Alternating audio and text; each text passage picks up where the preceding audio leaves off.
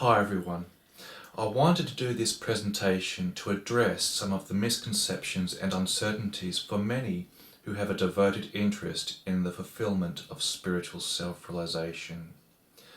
For as long as I've been self-realized now, I still hear the most obvious question of all, even still from my family members too. What real benefits can self-realization do to better our life here and now? Well, the answer to this is very simple, and the benefits are many and very, very good indeed. For practical means, I'll express cataphatically here for you these benefits.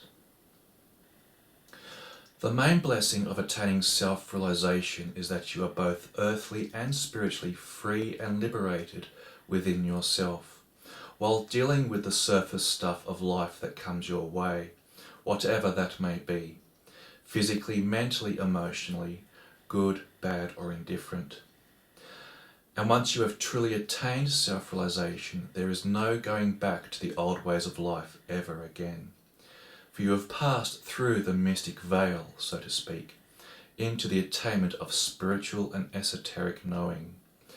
And no one can ever take that away from you. As Christ once put it, you are reborn into a new life, forever changed for the better and freer. From self-realization, apart from the reality of Spirit and God being opened up to you as being a very real actual reality, ultimate reality, you become very well established in extremely beautiful and refined ethical principles of reality, both earthly and spiritually, founded on the highest ideals of unity and oneness, the true nature of reality, spirit, and God. And this allows you to conduct yourself in very good, enduring stead during the course of life, and the duties and engagements of the everyday throughout your personal life, both private and public.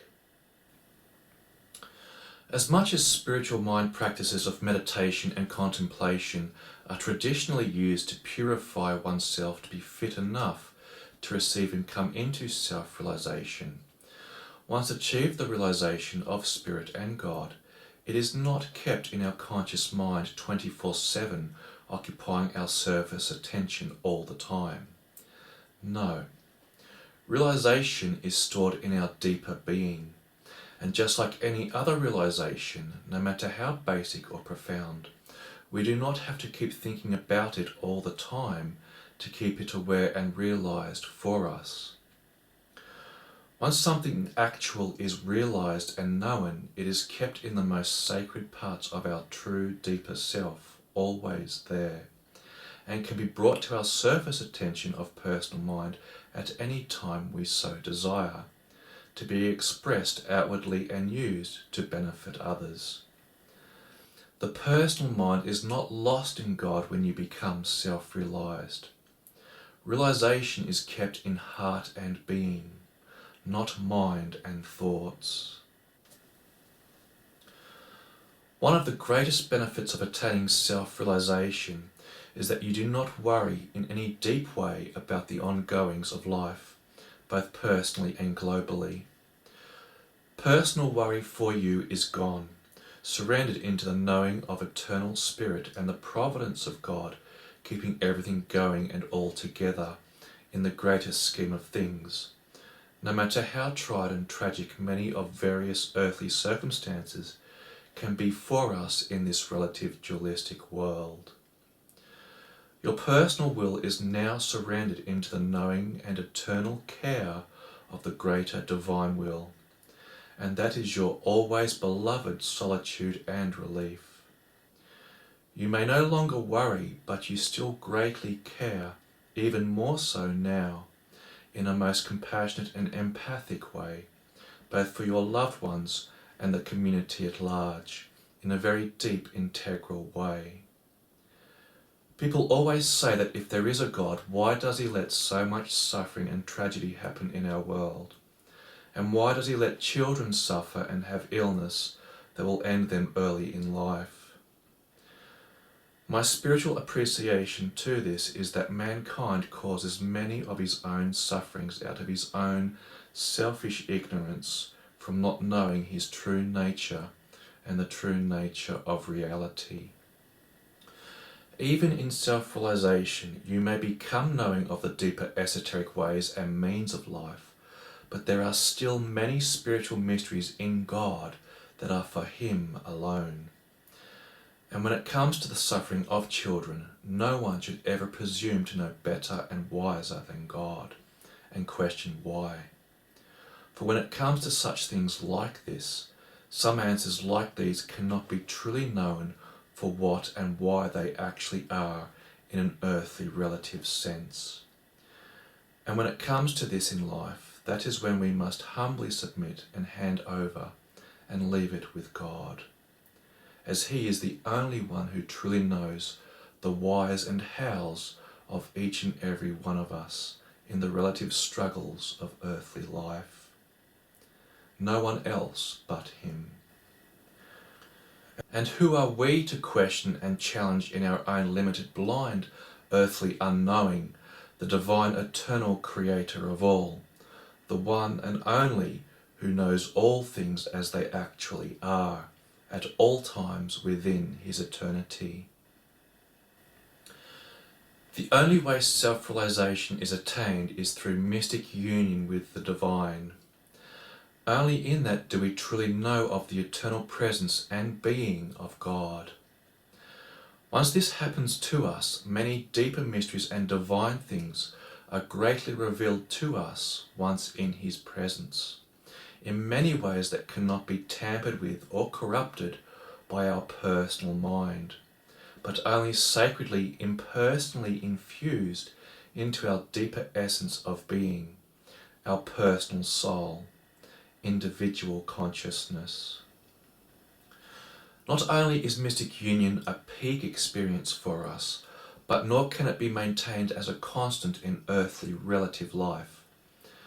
Most naturally so, very according to our own unique, personal, individual nature, after union has happened, God very much brings us back into our localized relative reference of self again to carry on in life, but now with Him realized with and in us from that initiating moment onwards. As it is written, before self-realization, chop wood, carry water. After self-realization, chop wood, carry water. Earthly life still goes on. Even Buddha continued on teaching in the world after he attained enlightenment. So do not believe so-called modern-day enlightened gurus who self-proclaim to be in the non-separate God state all the time, for they are claiming a spiritual falsehood and not the genuine thing. Even an enlightened, self-realized person has some degree of ego self-reference to function and relate in the world and with others, individually so. The fastest and most simplest way to achieve self-realization is via the path of devotion, the way of the heart, which will always beat any meditation mind work each and every time. In this regards, the heart is far closer to God than what the mind is, and far more unified and aligned to spirit in its foundation than the dualistic mind. And very surely so, love for God is the fastest, most direct way to receive Him in great abundance. Allegorically speaking, in regards to attaining self-realization, the heart is likened to an arrow heading straight for the bullseye target each and every time, whereas the mind is likened to an endless confused maze trying to find its way home through, over and over again.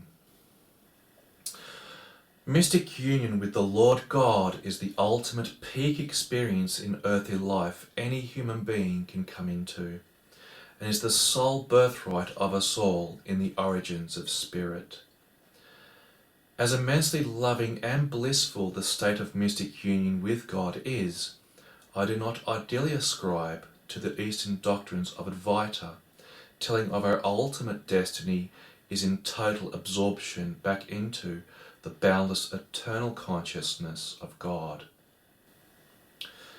Indeed, the nature of God is absolute, and for the Godhead's pleasure and glory alone. While God will always be most willing to gift us into union with Him, we are still all His children, and to always very rightly be in an eternal loving relationship with Him.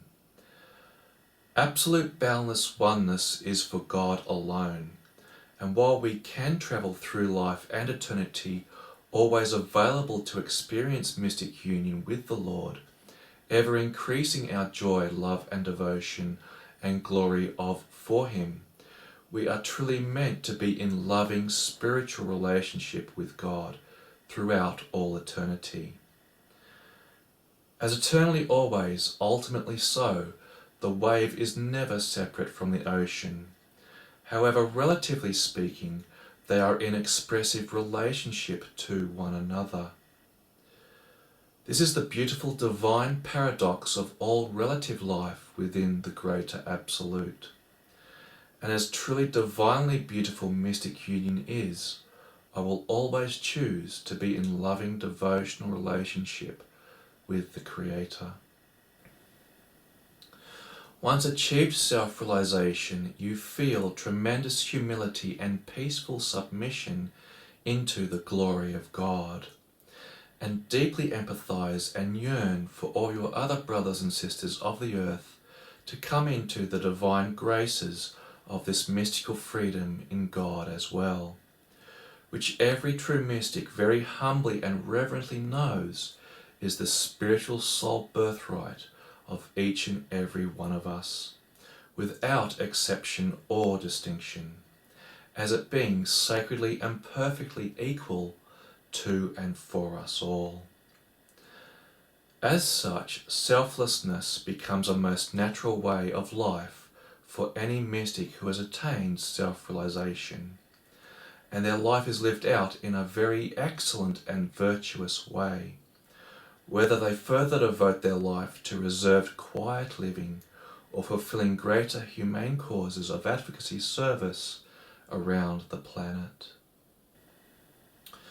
There are no spiritual, magical, cultish things to true, genuine, authentic spiritual self-realization, and nor is it about removing ourselves from earthly life for the spiritual, but rather cultivating and incorporating spiritual and ethical principles back into our life, and life in general, once realized, to make heaven on earth, as the ideal states in our world scriptures. Above all, at the end of the day, the attainment of self-realization frees our life up tremendously so, both earthly and spiritually, and worry and uncertainty of an unknown destiny is gone from us for the good, washed away in the deeper knowing of eternal spirit, that we are always in and never separate from, and never have been, not now, not ever. In realizing this eternal sacredness above all other earthly things brings an ever new joy and contentment deeper in ourself that can never ever be taken away from us, no matter what others or earthly life may throw at us. Once you become self-realized, you are able to endure for the rest of earthly life in the blessed peace and greater knowing of God behind everything and everyone, known and unknown, now and always. This is the ultimate relief and ultimate confirmation that comes from truly attaining self-realization. Peace and best mystic blessings to you all.